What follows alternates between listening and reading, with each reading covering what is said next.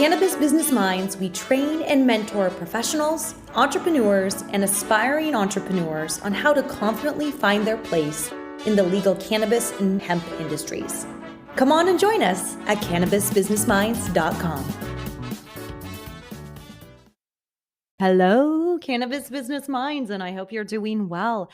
On this mini episode, I take a little bit of a different approach and I get to talk to Tarris Batiste, who is a published author who wrote a book, Don't Let It Smoke You. You can find it on Amazon. I'll put the link to that in the show note. And it was interesting because the thing that we talked about, so very fun conversation, his whole business position. So he's a former athlete. And he recognized early at the beginning of his career that sometimes cannabis would get in the way. And he wanted to write a book about that to make sure that maybe cannabis, if you're having any areas where it could be getting in the way, that you kind of look at them and that you can look at them in a wholehearted way without any judgment. And he is on a mission and is making a lot of progress on that mission to educate people almost as a cannabis coach, but from a perspective of like, how do you build a healthy relationship with it? Now, interesting enough, and I talk a little bit about this on the podcast, in 2018, I had so much stuff going on and I love my cannabis, y'all. And I was using cannabis a little too much. And I had this crazy episode where I haven't really talked about on the podcast that much, and actually don't talk about in general that much, where it really made me change my perspective about using cannabis. And honestly, since 2018, I haven't. And it's a little bit harder now as I'm in Europe to actually have a legal way to use it. Not that there's other ways to find it, but I haven't. And it's been interesting because I am a huge proponent of the plant. I'm a huge proponent of medical access and adult use, enjoyment and recreation, and marrying the two and education in between. But notwithstanding not being able to enjoy cannabis like I used to, it made me feel a little bit different and a little like an outsider. And that's just a lot of bull. That's not a fact. That's not true. But what you do see in the industry is that there are tons of people who aren't consuming for their own reasons. And there's, you can analyze that on one way or the other, like, oh, they should try it. If you're being involved in this industry, why not? But the other token, you could also understand like, well, maybe their relationship with cannabis is a little bit different for who knows what type of reason. So it was just a very interesting conversation that I got to have with Tarris, and I hope that you can enjoy it. Make sure that you check out his book if that's interesting to you, and that you also look at his website and some of the stuff that he's offering. So I hope you enjoyed this one. I'm excited to get you on the podcast because I don't even know. We connected on LinkedIn, which is amazing. I think what I loved about what you're working on is that you published a book. So I'm excited to chat with you about like that whole journey. But the book, I feel like, is a really authentic view on what is the cannabis, what cannabis can do for you in a positive way. But it's not what I think a lot of people on this podcast are going to expect us to be talking about. Right. And that's why I'm really excited. So I just want to like give you the floor to introduce yourself, who you are, why we're interconnected about this subject. And then I would love to start diving into the book. Yeah. And I'll make sure I give it to you in a little box here. So my name's Tarris Batiste, to be exact. I'm from Georgia. I moved out to Seattle a couple years ago to learn about the cannabis industry, et cetera. My background is sports. Like a lot of men, right? Background in sports, transitioning into learning yourself and learning your career, and cannabis was there.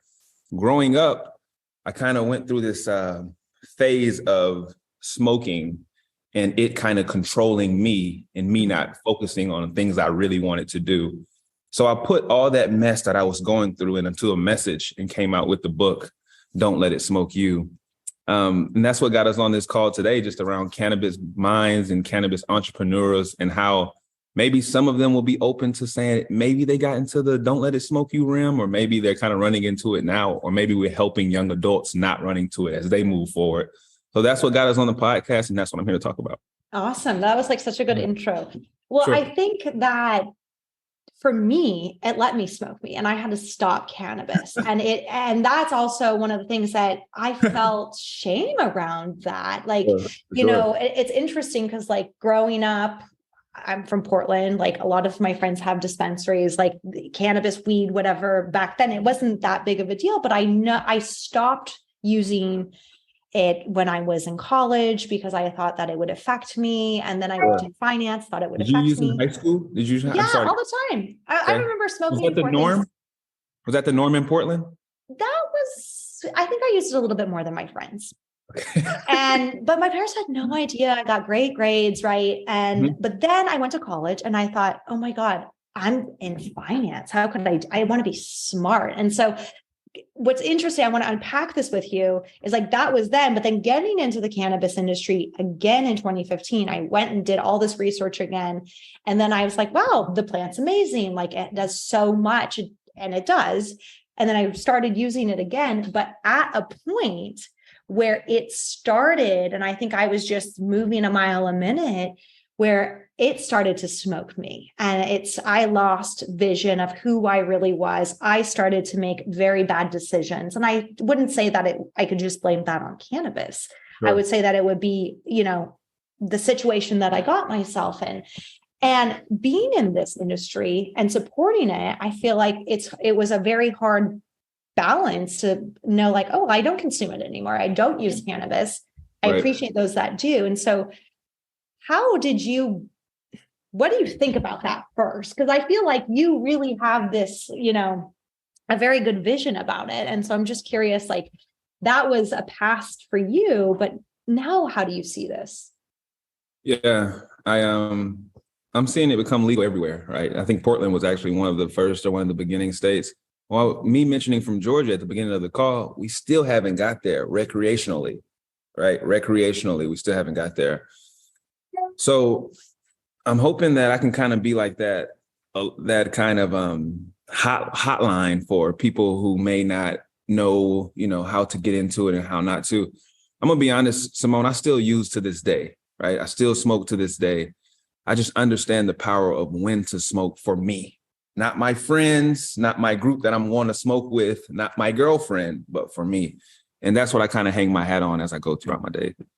Well, talk to us. What's that mean? Like how, at first, like, Yeah. what does that mean? And then how did you discover that? Yeah. So you discover it through trial and error, right? Those high school days, those college days of smoking, right? You figure out what cultivar is for you, what's not for you, and you kind of move from there.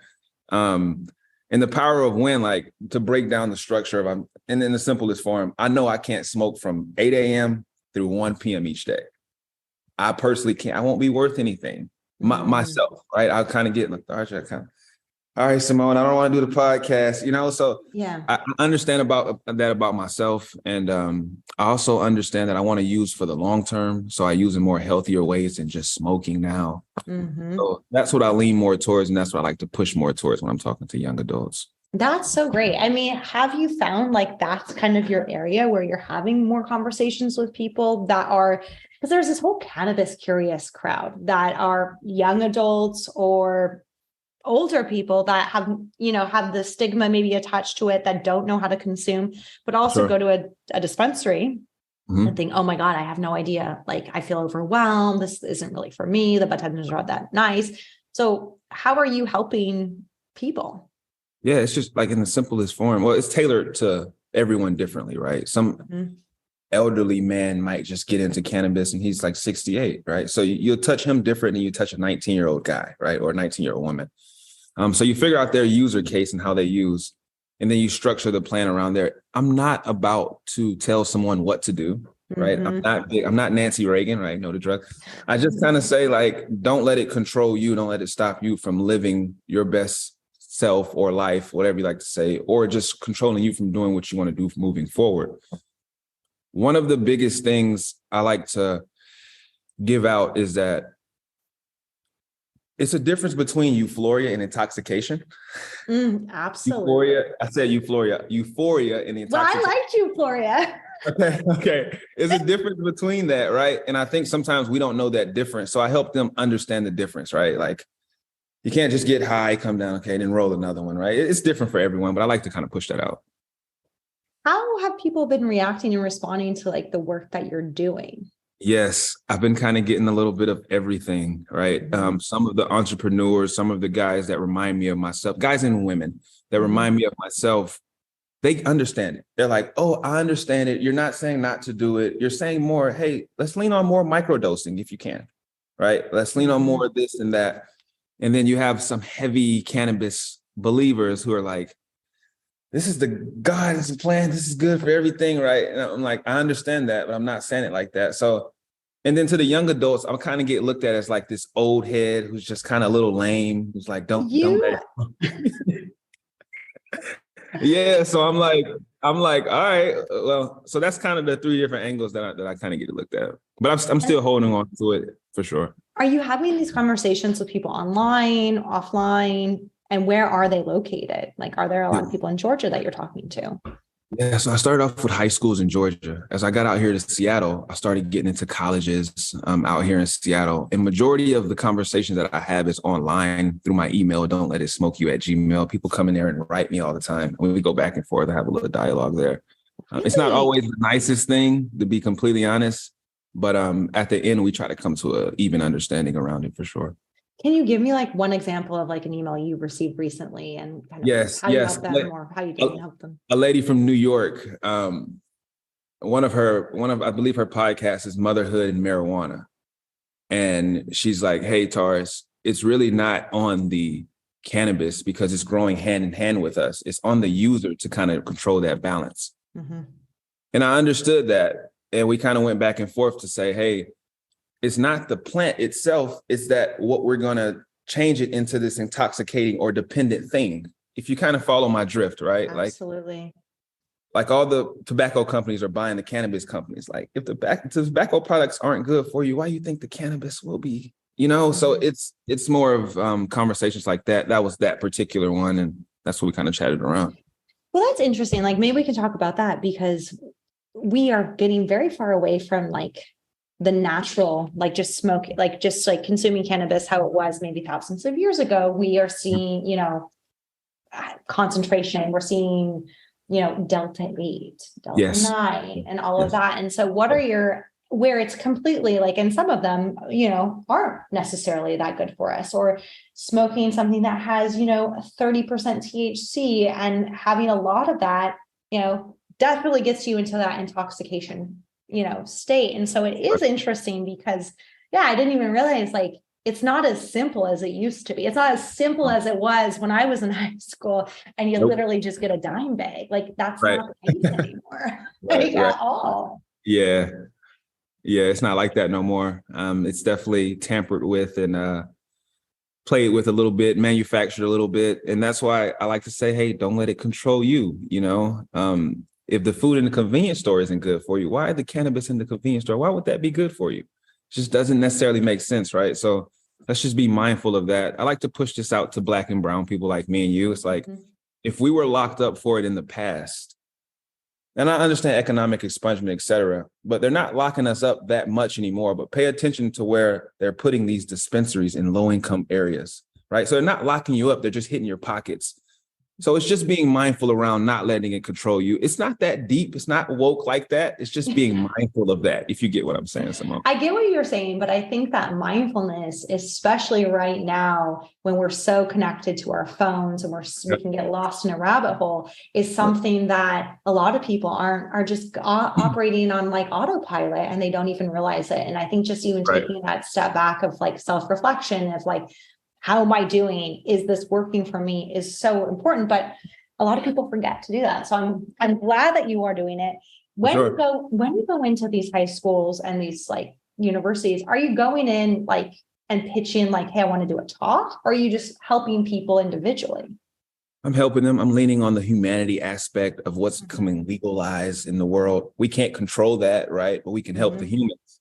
So that's what I lean more towards. And I make sure I say, hey, I'm not telling no one anything to do, right? I'm not telling anyone anything. And people love that. And teachers love that. Principals love that. And so do the students for sure.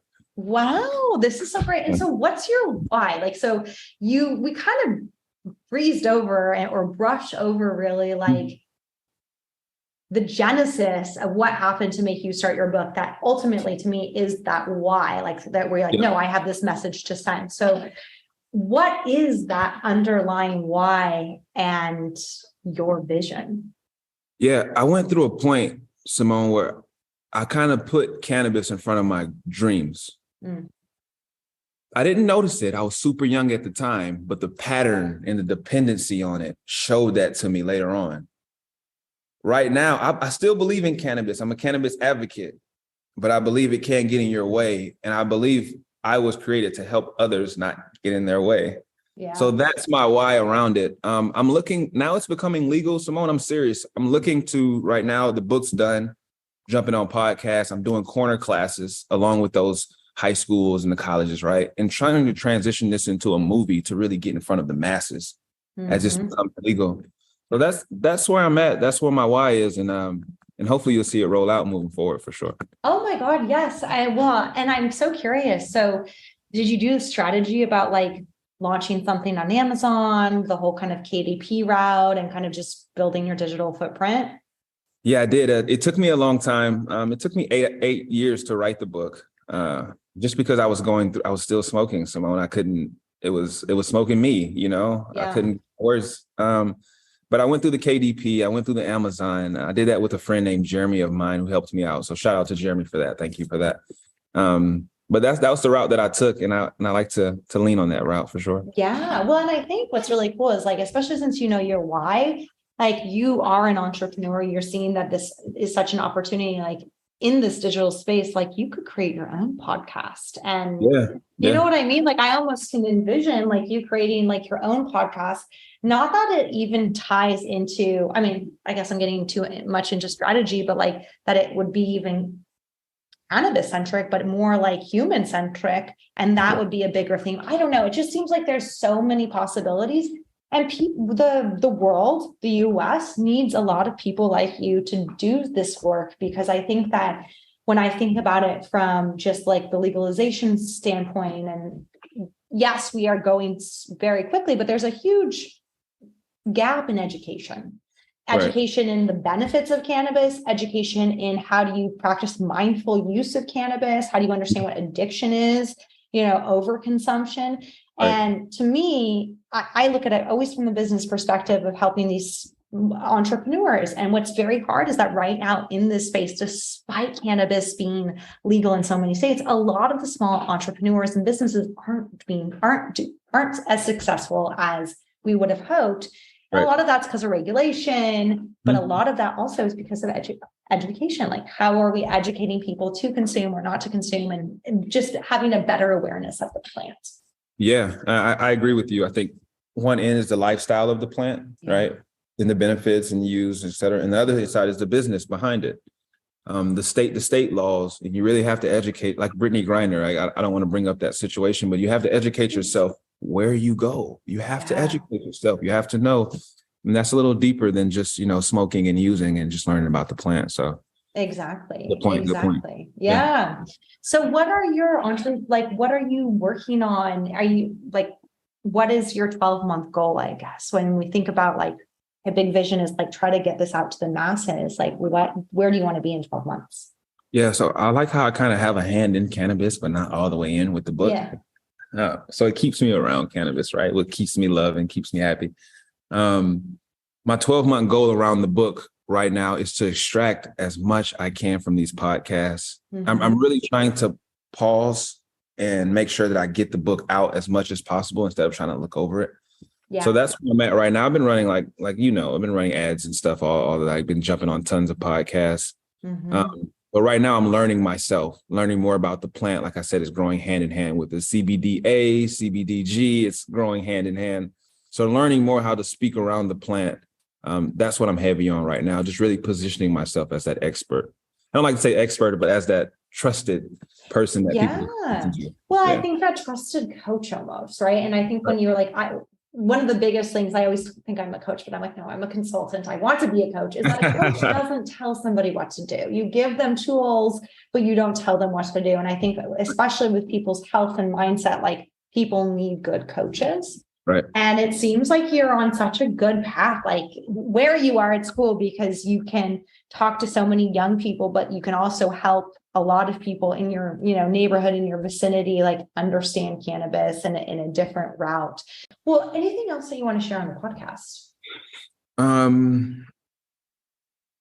Yeah, I like to say, do what you do, just don't let it control you. I like to say it's okay to get medicated while you get educated, right? Yes. But I do also like to say, if we're talking about dialogue, if you want to just kind of chat with me, you can go to don'tletitsmokeyou@gmail.com and we can go back and forth on there. Awesome. That's what I like to say. Yeah. Thanks so much for listening to this week's show. Please subscribe wherever you get your podcasts. And if you enjoyed this, leave us a 5-star review. Make sure that you share this episode on your social media and tag us in the Instagram stories. You can find us wherever you go on social media. Just look up Cannabis Business Minds. Have an idea for the show or something that you want to talk about? Shoot us an email at podcast@cannabisbusinessminds.com.